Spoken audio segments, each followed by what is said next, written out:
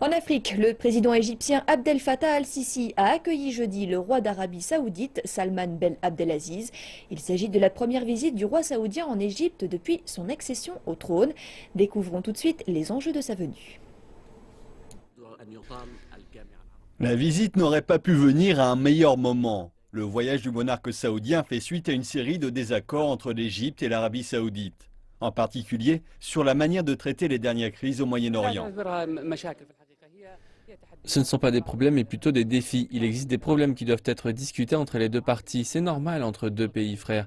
Nous ne considérons pas ça comme des problèmes. C'est simplement qu'il doit y avoir des négociations sur tous les défis auxquels nous faisons face.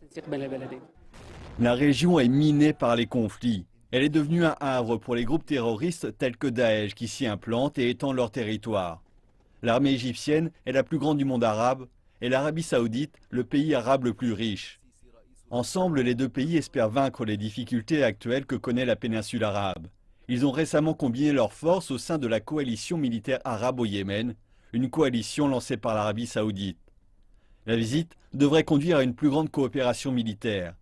Avant la venue de son roi, l'Arabie saoudite avait annoncé qu'elle allait satisfaire les besoins de l'Égypte en pétrole pour les 5 prochaines années.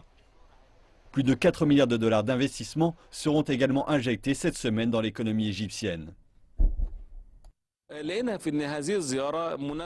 Cette visite sera l'occasion de réunir les comités conjoints égypto-saoudiens qui incluent plusieurs membres du gouvernement qui signeront des protocoles d'accord dans des domaines tels que le développement du Sinaï, les produits pétroliers, la manufacture, le commerce, la culture et autres.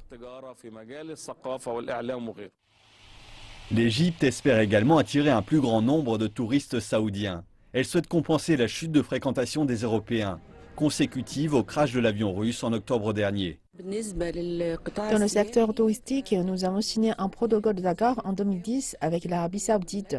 Nous allons cibler le marché saoudien avec des réunions étendues, des visites, des expositions et des offres attractives à Riyad et Jeddah. L'Égypte espère que la visite du roi saoudien aura des répercussions rapides sur son économie et sur la situation politique régionale.